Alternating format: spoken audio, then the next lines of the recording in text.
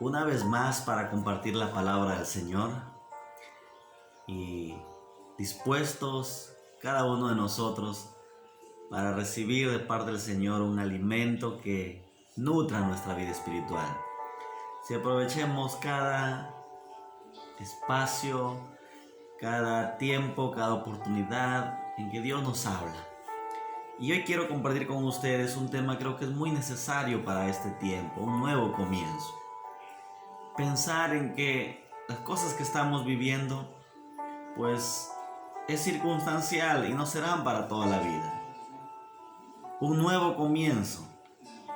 Y vamos a abrir nuestras Biblias en el libro de Jeremías, el capítulo 31. Libro de Jeremías, capítulo 31. Versos 7 al 9. Jeremías capítulo 31, versos 7 al 9. Como les venía diciendo, es momento de tomar decisiones. ¿Cómo queremos seguir viviendo los días que continúan, las semanas o los meses que se vienen? Hasta aquí, ¿cuál ha sido nuestra actitud? Es momento de tomar decisiones oportunas, cerrar capítulos viejos y de abrir nuevos capítulos. ¿Qué les parece? Particularmente después de un tiempo difícil, después de un año que no ha sido fácil para muchos. Y algunos puntos a desarrollar. Déjenme compartir dos cosas en esta noche. Pero vamos a leer la escritura en Jeremías, capítulo 31, verso 7. Dice así: porque así ha dicho Jehová. Regocijaos en Jacob con alegría y dad voces de júbilo a la cabeza de naciones. Haced oír, alabar y decir: oh Jehová, salva a tu pueblo, el remanente de Israel. Verso 8. He aquí yo los hago volver de la tierra del norte y los reuniré de los fines de la tierra, y entre ellos ciegos y cojos, la mujer que está encinta y la que dio a luz juntamente, en gran compañía volverá acá. Irán con lloro, mas con misericordia los haré volver, y los haré andar junto a arroyos de aguas, por camino derecho, en el cual no tropezarán, porque soy a Israel por padre, y Efraín es mi primogénito. Palabra de Dios, palabra del Señor. ¿Qué hacemos? ¿Cuál es nuestra actitud frente al sufrimiento? El pueblo de Israel había sido llevado cautivo por el imperio babilónico. ¿Cuál es la realidad del sufrimiento entonces? Fueron llevados cautivos, el pueblo que quedó en la ruina, las murallas destruidas, el templo destruido y quemado, muchas casas derribadas. La situación muy complicada. Entonces, si hablamos de tiempos difíciles, es porque la vida es dura. Miren, no hay nadie que pueda decir que la vida ha sido fácil. Ni Dios nos dice que la vida será fácil, ¿verdad? Entonces la vida muchas veces es dura para toda persona, en todo tiempo y en todo lugar. O sea, siempre habrá momentos duros. Cada uno de nosotros tiene que luchar por la vida diariamente. Tenemos que procurar el bienestar propio, el de nuestros seres queridos y también el de nuestra sociedad. Y ahí está también desear el bien para la iglesia. Pero también consideremos que hay tiempos que son más difíciles que otros. Y no siempre esos tiempos que para nosotros son duros o difíciles son los más... o nosotros somos los únicos que estamos pasando por ello y los que estamos sufriendo más que los demás. Hay gente que está sufriendo más que nosotros.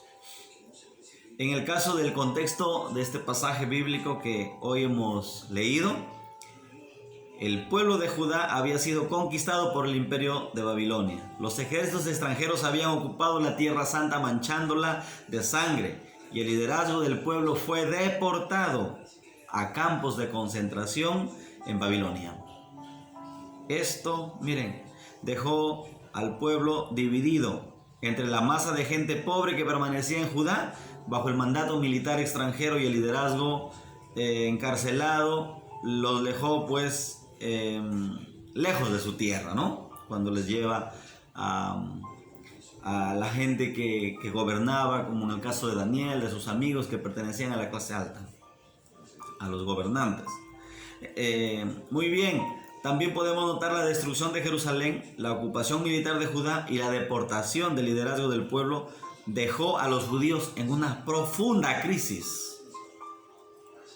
Y las crisis eran, por ejemplo, política, económica, social, crisis moral y crisis religiosa también.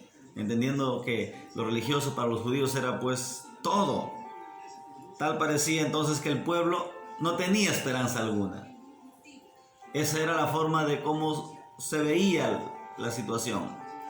En la primera parte es la realidad del sufrimiento. Muchas veces con mucha desesperanza, muchas veces una situación pero muy complicada, ¿verdad? Parece que todo se acaba, todo se termina. Pero en medio de todo ello vemos una promesa, como le dice el Señor a su pueblo, ¿no? Se irán llorando, pero regresarán gozosos. ¿Cuál es la promesa divina? En medio de esa crisis, Dios le ordena a Jeremías que profetice ofreciendo palabras de esperanza. El mensaje es claro, el cautiverio tendrá fin. Jeremías 31 de 7 a 14 ahí nos menciona que el cautiverio tendrá fin y el pueblo volverá a su tierra oportunamente. Dice la palabra, el Señor les dice, canten de gozo y alegría por el pueblo de Jacob, la principal entre todas las naciones. El Señor invitando a su pueblo a cantar de alegría, que hay esperanza. La promesa divina, proclamada por el profeta, demuestra el interés y la disposición de nuestro Dios para relacionarse con su pueblo. En particular nos enseña que Dios está dispuesto a entrar en una nueva relación de pacto con nosotros. Es más, Jeremías 31 al 34 afirma que Dios desea hacer un nuevo pacto con cada creyente. Y es lo que dice, he aquí que vienen días, dice Jehová, en los cuales haré nuevo pacto con la casa de Israel y con la casa de Judá. En el pasado, las palabras de Jeremías le dieron aliento y esperanza al pueblo de Dios. Ellos fueron deportados, guardaron en sus corazones siempre la promesa de libertad, enseñando a sus hijos y a sus hijas que el cautiverio no sería permanente. Por eso, cerca de 70 años después de llegar a Babilonia, el grupo de personas deportadas volvieron a la tierra de Judá. ¿Recuerdan esos viajes que se hizo, por ejemplo, con Nehemías? Regresaron a reparar los muros, ¿verdad? ¿Qué podemos nosotros decir de esto, sacar provecho de esto? ¿Qué nos quiere decir el Señor para concluir? Las palabras de Jeremías también deben ser de mucho aliento y de esperanza para la iglesia, para usted, para su familia. La Biblia, por ejemplo, nos enseña, aunque todos pasamos por momentos de crisis, el sufrimiento no es permanente. Dios promete liberarnos del sufrimiento.